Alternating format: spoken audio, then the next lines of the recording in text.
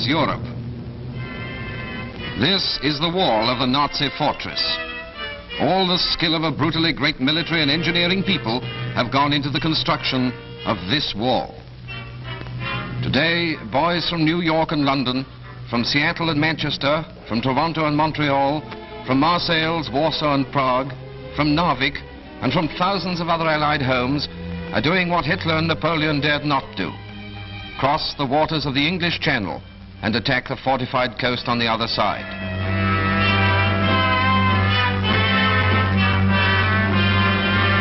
The target is the German army and its leaders, who are probably not smiling today.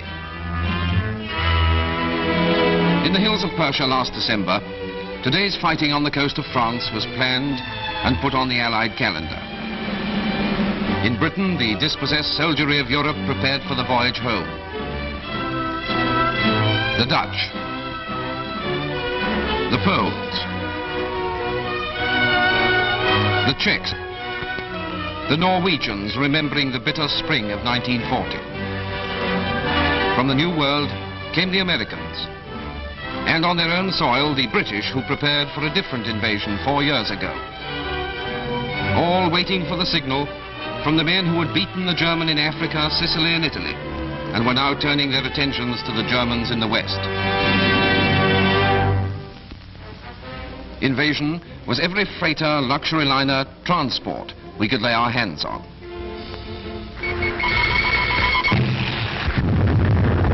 Invasion was the Navy and Coastal Command aircraft fighting their unending war with the Nazi submarine fleet over all the sea and air highways to Britain.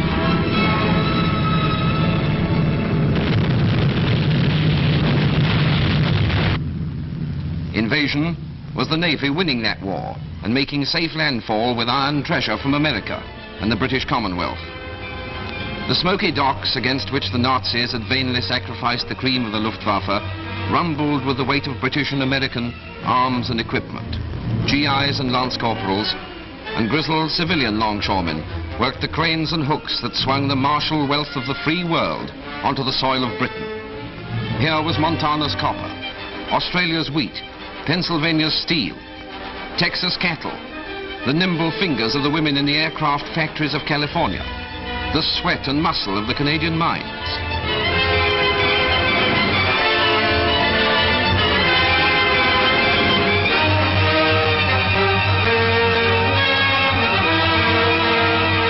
Here was the loaded and crated determination of the United Nations to come to a decision this year in Europe.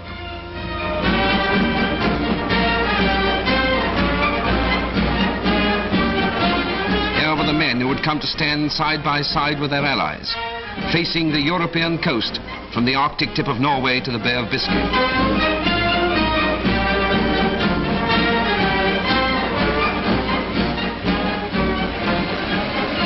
Day and night, the labor went on. At night, too, other guests prepared to visit the Führer without invitation.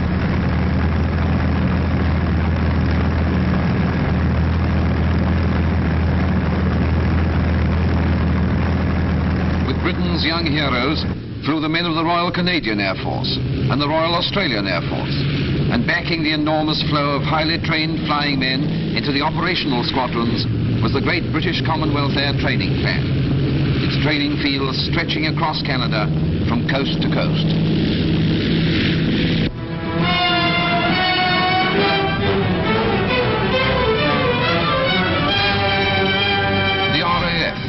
Avengers of Warsaw, Rotterdam, Coventry, London penetrated night after night through the dark weather over Europe to pound the strategic factories and concentration points of Hitler's empire. The aircraft factories, the munition works, the truck assembly plants, the power plants, Munich, Hamburg, Cologne, Nuremberg, Brunswick, Frankfurt, Hanover, Essen, Berlin.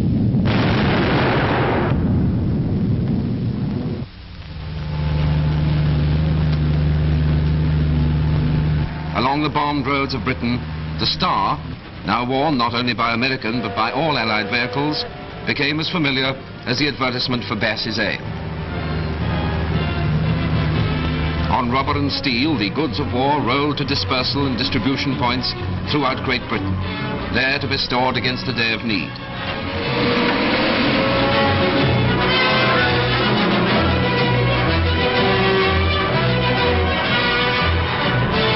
Countless man-hours, tremendous feats of energy and organization went into the job of supplying the greatest invasion force in history. From Allied factories flowed the weapons of freedom. The vast potential of the American industry was being realized and added to the output of Great Britain. Night and day, the vast business of assembly went on in preparation for the coming attack. And to carry all this, locomotives, freight cars for the railway lines of the continent.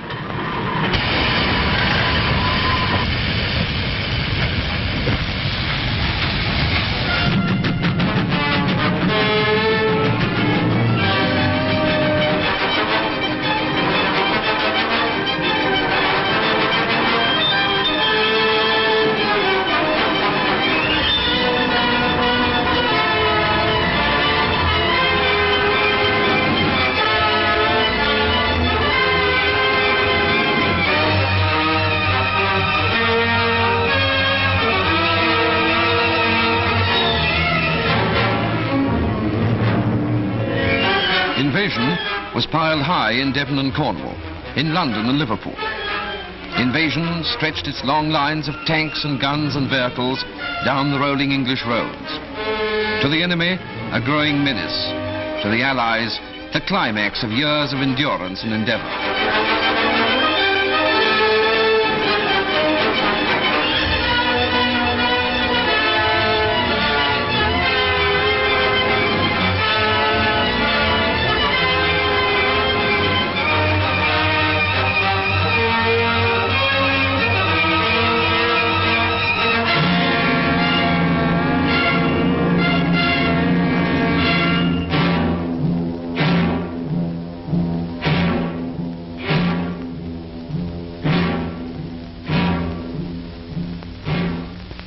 These great stores had to be protected from German air attack. Men of the Home Guard, women of the ATS and Americans stood to the guns.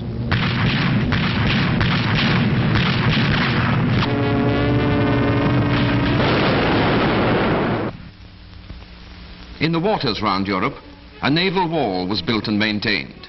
Nowhere, not even in the coastal waters of Germany, could the enemy move with impunity. Mines from aircraft and patrol vessels, warships of all the Allies relentlessly met each challenge on the sea. Minesweepers cleared the lanes for our own shipping, our own landing craft, whilst motor torpedo boats, destroyers, cruisers, battleships and aircraft slammed the waning and bedeviled sea strength of the German power. Crippled and bleeding, the German Navy clung to its harbors. Every day was D-Day for the Air Force. From dawn to dawn, the sound of aeroplane engines filled the air. England, now a green and pleasant unsinkable aircraft carrier, launched immense fleets of planes to scourge the enemy in Europe, blow down his factories, tear up his railroads, explode his ammunition dumps, fight his air force out of the sky, kill his troops wherever they were to be found.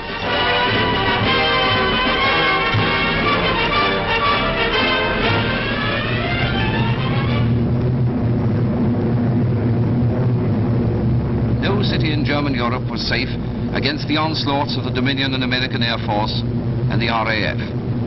Long-range fighters swept the skies all the way to Berlin for the daylight raiders and the forts and liberators.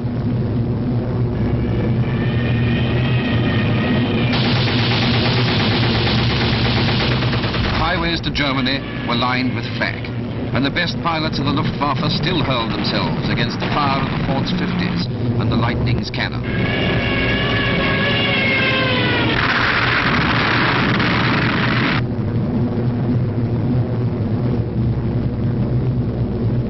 But the bombs were dropped.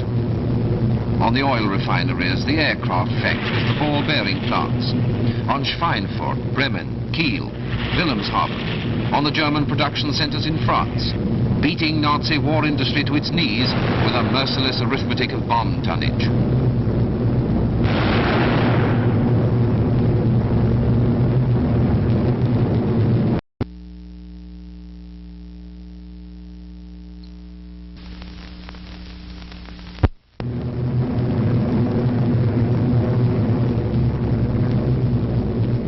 Nazis were not to be beaten by air power alone. Men on foot, as in Caesar's time, walking into Europe yard by yard, would be needed to break the German army. The infantry of the air maneuvered through the rainy English skies, preparing for paralyzing assaults on inland strategic points in the enemy's defense. Toughened and ready, the paratroops were a threat against which no wall of concrete and steel could be erected.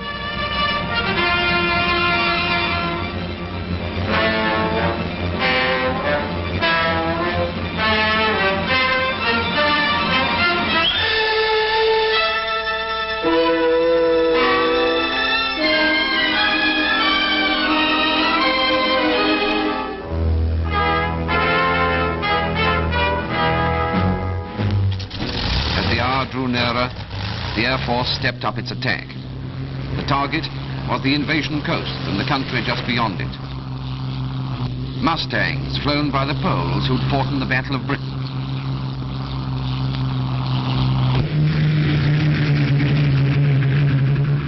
Medium bombers flown by the Lorraine squadron of the Free French, revisiting their native land daily.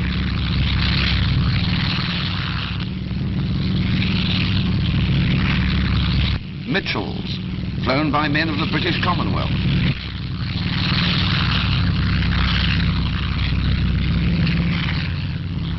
Marauders flown by Americans who fought against Rommel's Air Force in Libya. Darting in low over the channel to rock the German army back on its heels before it could set itself for the final assault.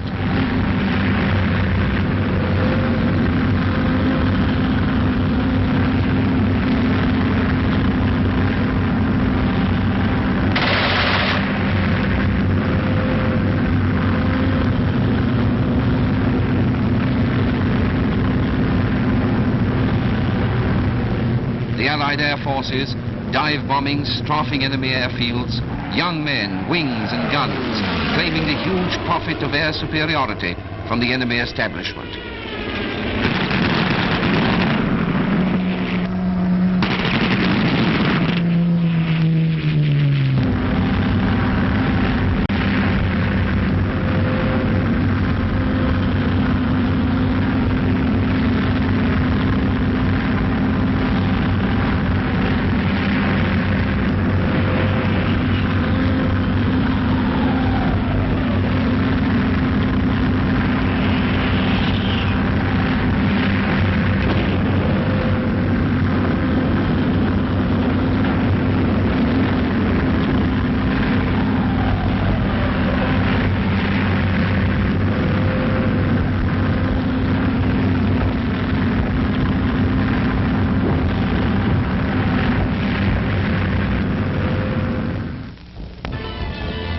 In the coves and harbours of Britain, the ships that were to carry the army to Europe were collected. All the craft to land men and tanks, men and guns, men and ammunition, men and food, wire, jeeps, medicine, all the craft to institute and carry on an invasion.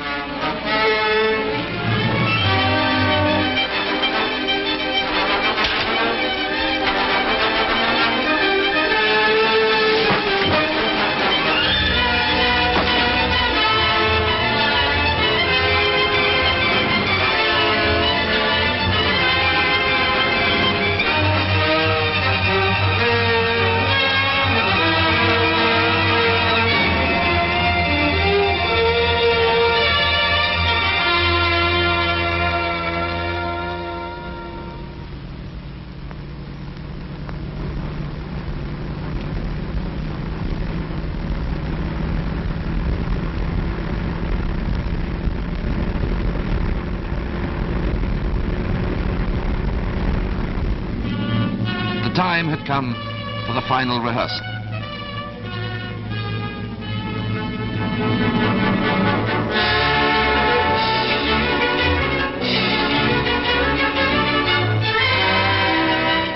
The men who climb onto the beaches of the continent and fall upon the entrenched enemy are rehearsed, practiced and trained to the last detail. These men who have come from so many countries and speak so many tongues gathered together in Great Britain to form this vast Allied army, and trained alongside their British comrades from the hills and woods of Devon to the highlands of Scotland. These men have learned how to make a bed the army way, how to clean a rifle, how to read a map and fire a mortar, how to drive a tank or a mule. Some of these men had fought the German in Africa, and some of them had left their friends in graves at Alamein, Kasserine, Mereth, and outside Bizerta. And now they learn how to crack the wall of German Europe.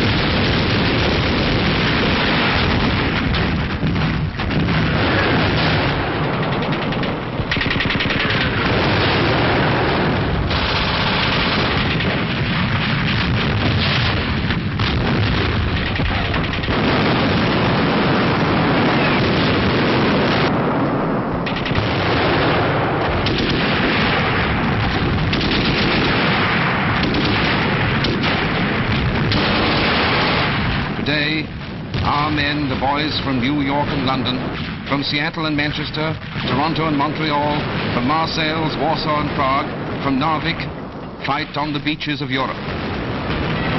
The issue is now in their hands. On their gallantry and their strength, our hopes now rest.